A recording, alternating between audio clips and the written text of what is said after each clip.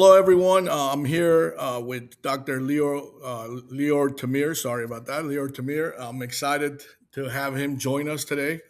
Doctor, thanks for coming on the podcast.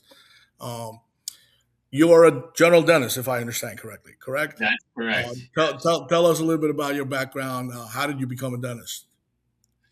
Oh man, Why did you become a dentist, so to speak? that's a great question.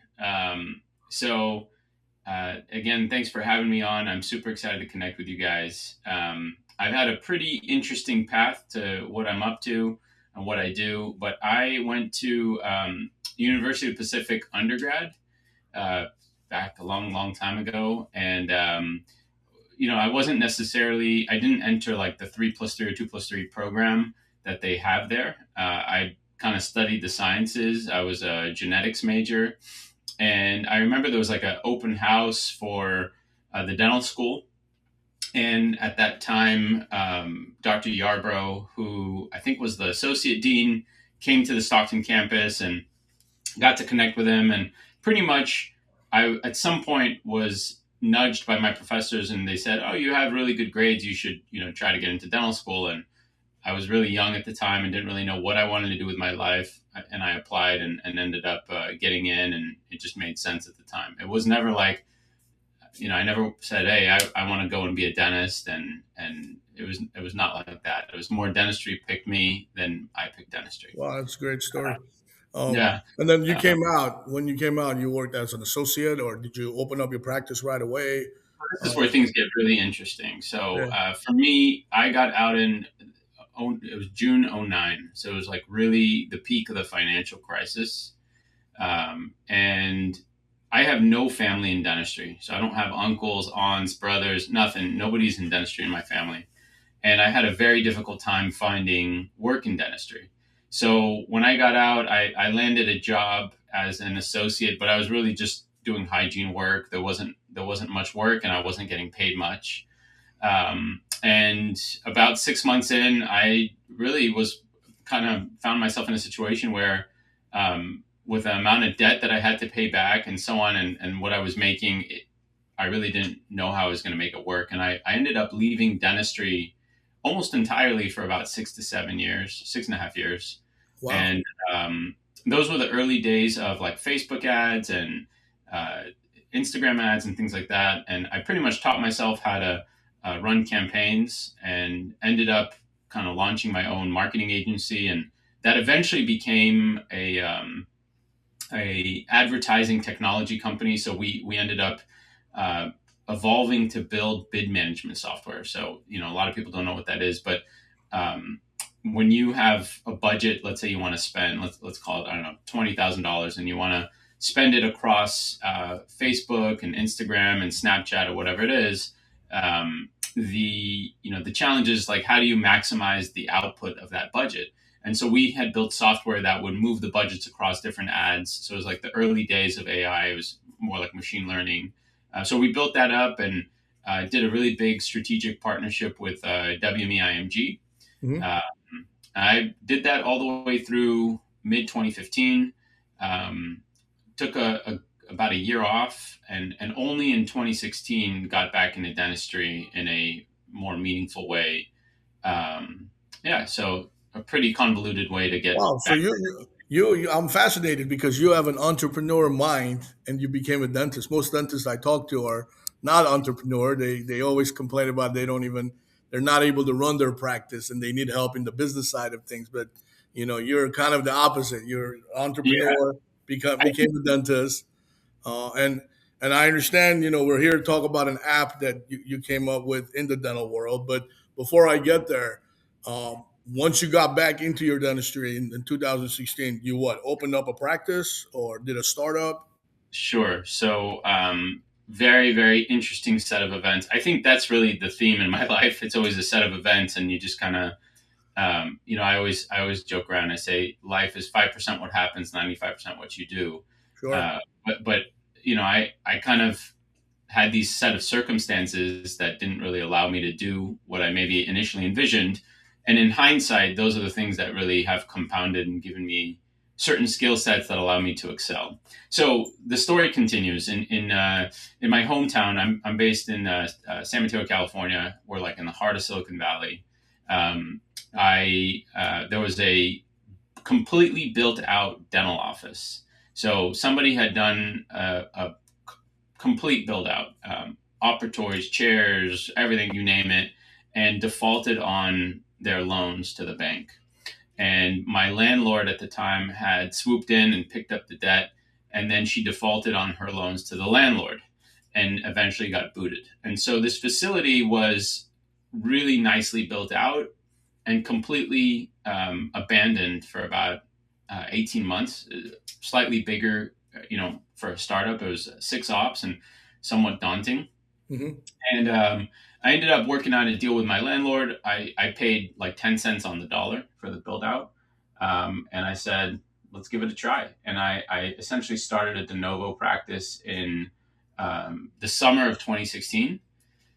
And almost immediately started looking at the technology stack available, like on-premise servers, and trying to figure out what I was going to do. And that kind of, pushed me to do what I'm doing. But what really set this practice apart was I had all this experience running live event activations, ad campaigns, doing branding for, some of the world's most important brands. And I immediately started to implement those things that I'd learned into my new de novo startup practice. I had a very specific vision in mind, and I did all kinds of really cool creative things to kind of get it to scale and ramp up. But this practice is for the most part, a bread and butter practice. And I scaled that from zero to, we collected $5 million in our seventh full year and only continued to grow from there. And now I have a small group. So there's three offices under our group.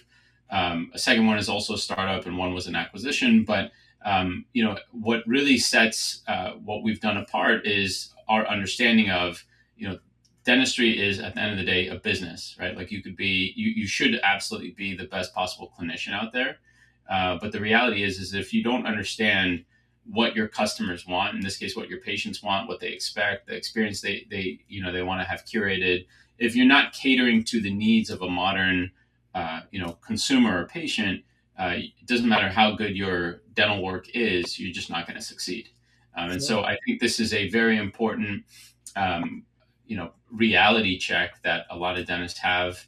And I think actually a big part of it is how we design our offices, the patient experience that creates.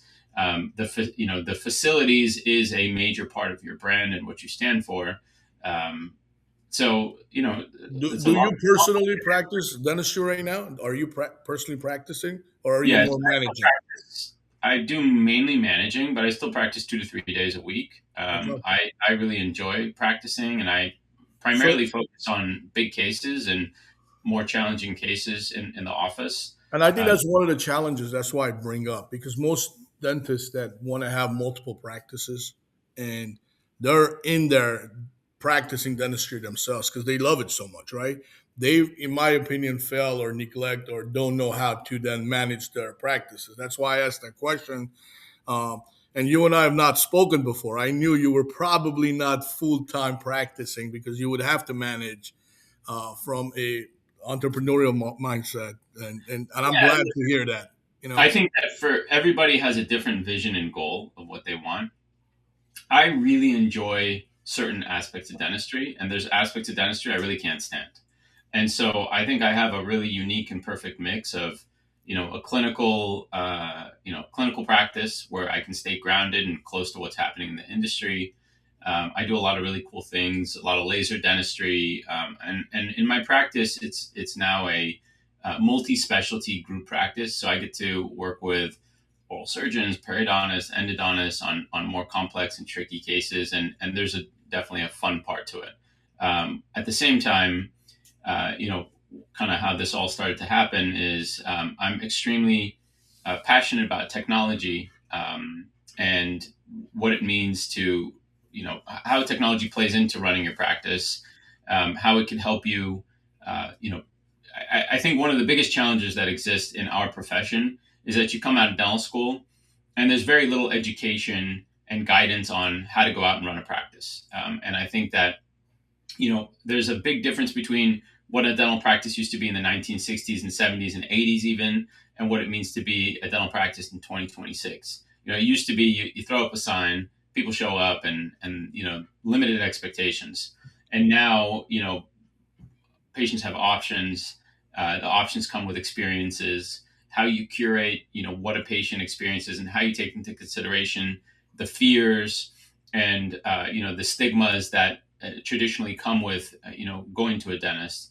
And I'm really excited about what technology brings to that, and especially how startups play into that. Right? I mean, when you're the beautiful thing about startups is that you have a fresh, clean slate. So you're not inheriting bad habits or bad things that you typically potentially would inherit from if you're buying a practice. And I think there's something to be said about charting your own course if you have the will, and you're not and you have some appetite for risk. I think if you have all the right ingredients, you can really de-risk what you're going out to do out there. Sure. Yeah, I mean, well said. But right now you came up with this app. Am I correct? You Yes. So I'll tell you a little bit more about it. So it's What's called the the name? Dental. What's the name of the app? Sure, it's the Dental app. The dental app. So it's actually a browser-based application. So there's no mobile app. People ask me all the time, and just in case anyone asks, the name really came down to domains that were available. When I was trying to figure this out, it was like, I don't want some cheesy name. There's all kinds of weird names to dental technology, and I said I want something easy to remember and easy to spell. And I kind of just went through my process. I found this great domain, and kind of landed on that. But the dental app today is a cloud-based practice management software. So there's a lot of unique things about it that I'll kind of dive into. But for the most part, today when you're launching a practice, or if you're inheriting a practice, you're either running an on-premise server, so something like Open Dental, Dentrix, EagleSoft, and then you have to start pulling all together all these different third-party tools, right? So you need something for reminders, and you need online scheduling, and you need forms, and you need credit card processing, and you need analytics if you want to track, and so on. Um, and there's a bunch of challenges that come along with that. One is to get clarity on your practice, you have to live in all of these different solutions. The other is it's not really based on real time data. And it's kind of crazy that we run our very sophisticated modern offices in 2026 on servers in a closet, with when there's better options. So the dental app, just so you can hear a little bit more about why it came about, there's aspects of practicing. For example, when you're chairside with a patient running through a consultation, and you want to have like a consistent way to walk patients through what's happening in their mouth, hard tissue, soft tissue, cancer screening, TMJ screening, all of these things. There was never really a workflow. I had everything done in paper. So the first thing we actually built is a clinical workflow that allowed me to chairside treatment plan and come up with an explanation for patients so they understood the why behind treatment. And this actually is one of the really big success factors of my practice, is that because we take so much time to explain to patients what they need and why they need it, we have such a high rate of having patients accept treatment and move forward. And that eventually evolved into, well, now I need to treatment plan it and give an estimate and schedule it. And so we started building out all these other components, and it eventually became full blown practice management software. So when we talk about the dental app today, what really sets us apart, though, is that we've taken all the third party tools that you would typically need. So it's practice management, but it has the online reminders, the reputation management, the online scheduling, the insurance claims, the credit card processing, analytics. It's all consolidated into one very easy to use solution. And what really sets us apart, though, is we've taken the concept of a sales and marketing CRM. So outside of dentistry, pretty much in every profession or industry, for example, like when you guys run your business, you probably have a CRM. So when you have a new lead, you treat them as a lead and you follow up with them. And every time you email them or call them, it tracks it. And so you can keep track of where things are at in the sales cycle. That's If correct. you think about patients and how they engage with your practice, there's a lot of similarities. first they become a patient, right? And then they come in for a consultation. And maybe they don't need work. And so they go into the hygiene program. But maybe they do need work. And then you have to follow up with them and schedule them and stay on top of the treatment. Maybe it's a comprehensive treatment that involves like implants or multi steps or orthodontics. And so many practices only worry about getting patients in through the door, but then do very little in terms of like following up and don't really have a lot of structure to that process. So a lot of the things that set the dental app apart is we've taken a sales and marketing CRM and incorporated into the practice management software. So there's three major components to our system. It's the practice management software, so all the bread and butter, the clinical tools. It's the dental version of a CRM, so we call it a patient relationship management, and that's everything from reminders and forms, but also being able to turn your patients into a pipeline to follow up with them, being able to launch marketing campaigns, drip campaigns, and then the third component is analytics, so you can actually track and see what you're doing that's working and moving the needle, getting patients to ramp, getting your practice to ramp up, and then that way you can continue to improve the feedback loop. So, and I'm assuming your practices already use the dental app. They've been using this. Your That's right. practice. How long has Yeah. it been out? So we came to the market in July of 2024. So we're almost a year. We're almost 2 years out, or 2 years in, I should say, to bringing this to market. And is there a demo process that one goes through to see all this? And if someone was to get it, how would they approach getting it? Because I Yeah, deal with a lot of dentists on a day to day basis. I don't think this is one of the apps that anyone talks about. So it's kind of new into the market. And how do we 100%. educate them? How do we tell them about it, demo it, and all that? Yeah, so the easiest way to get a hold of us is our website, so thedentalapp.com, and patients, or sorry, patients, offices can go in and learn more about it, sign up for a demo.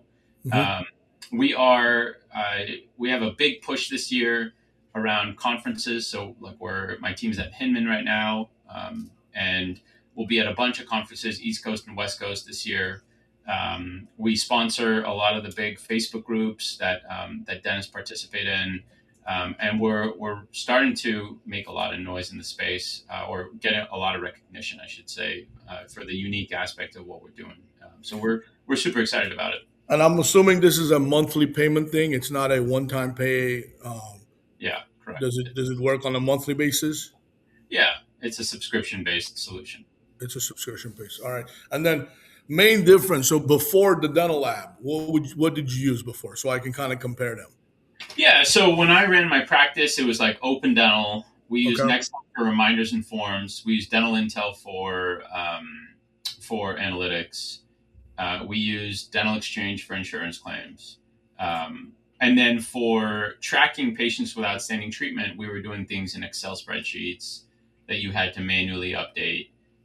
So there's really no dental specific, or easy to use CRM that you can keep track of, like patients with outstanding treatment. Reach out to them, keep track of who's reaching out to them, how often you're doing it, etc.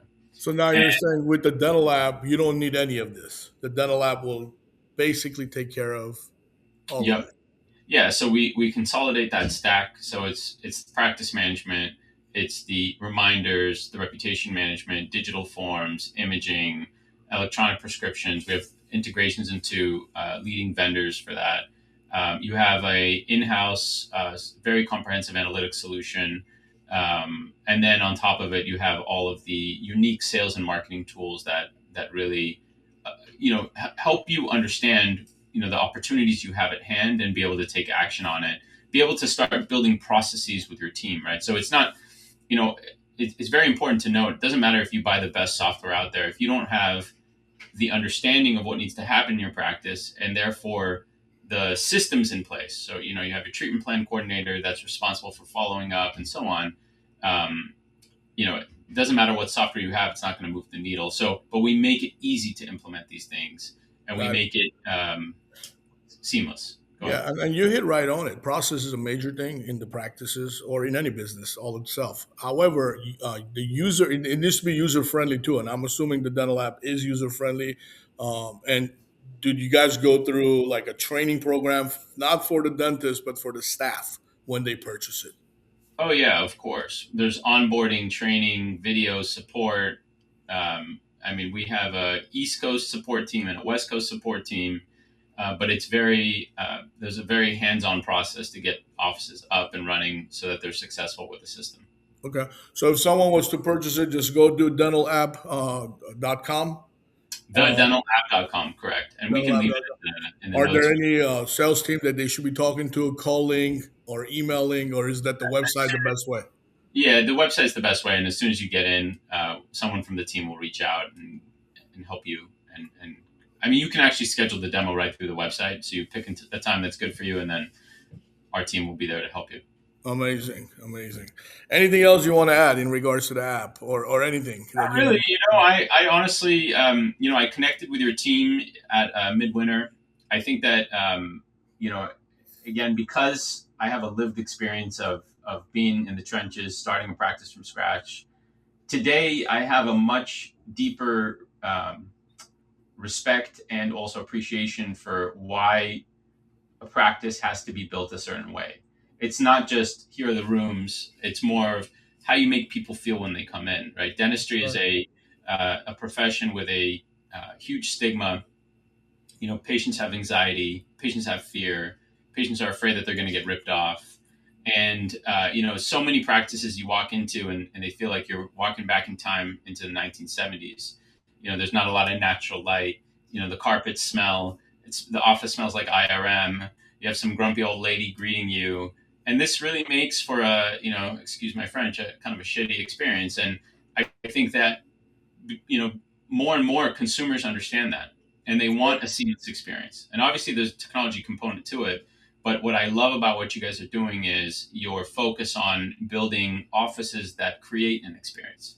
And I think that many dentists, when they come out of school and they look at, am I going to build out an office, and they see the cost, they're like, man, this is a lot of money, a lot of debt.